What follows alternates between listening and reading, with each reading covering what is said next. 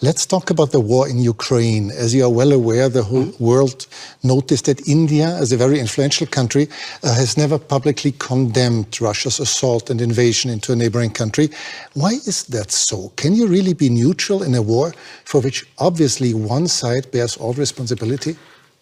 Well, look, I think in international relations, you have sometimes very complicated situations.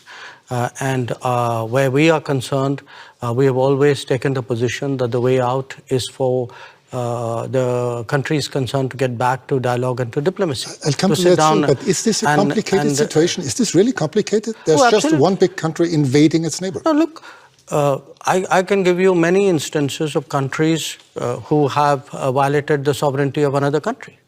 You know, if I were to ask where Europe stood on a lot of those, I'm afraid I'll get a long silence. So do understand one thing. At the end of the day, we make judgments in foreign policy based on what we think are our long-term interests and what is good for the world.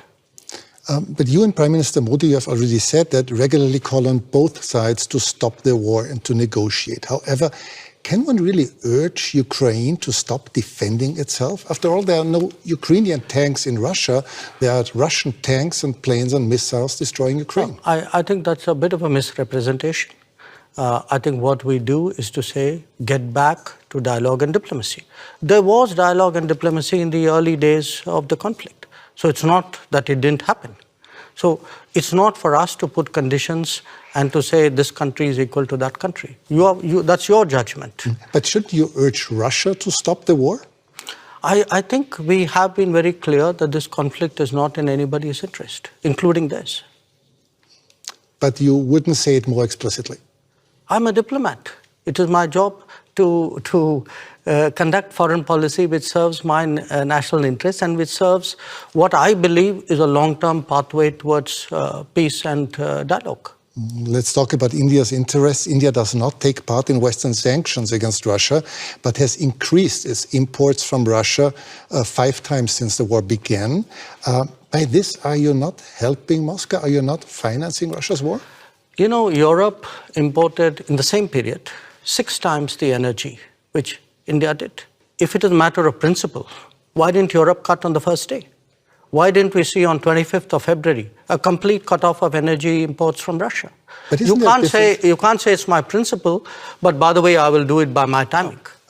Europe has managed to reduce its imports while doing it in a manner in which it is comfortable for Europe. Comfortable? It's manageable. It's maybe a little bit of an overstatement. Now, if at 60,000 euros or whatever is your per capita income, you are so caring about your population. I have a population at $2,000. I also need energy. I'm not in a position to pay high prices. The price of oil has doubled. So, and what Europe is doing is also moving into the Middle East and diverting production out of the Middle East into Europe and raising prices. So European actions actually are putting pressure on the global oil markets and on my imports as well. So I think it's something which, if European political leadership understandably would like to soften the impact on their population, I think it's a privilege they should extend to other political leaderships as well. Russia is India's most important supplier of weapons and military equipment. And therefore? Are you reluctant to criticize Moscow? No, I think, look, we have a relationship with Moscow. We've had a long-term relationship with Moscow. I think it's important to look at that history of the relationship. It was a relationship built in a period when Western democracies used to arm a military dictatorship called Pakistan and deny India defensive weapons. So if we are talking about principles, let's talk a little bit of history out here. So how did the Indian exposure to Russia and previously to Soviet Union get built up?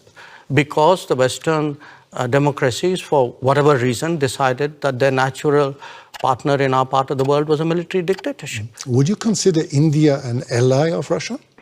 No, I think India doesn't. We are an independent country. We do not define ourselves or perceive ourselves in alliance terms. That's very much a Western terminology. It's not a term that we use.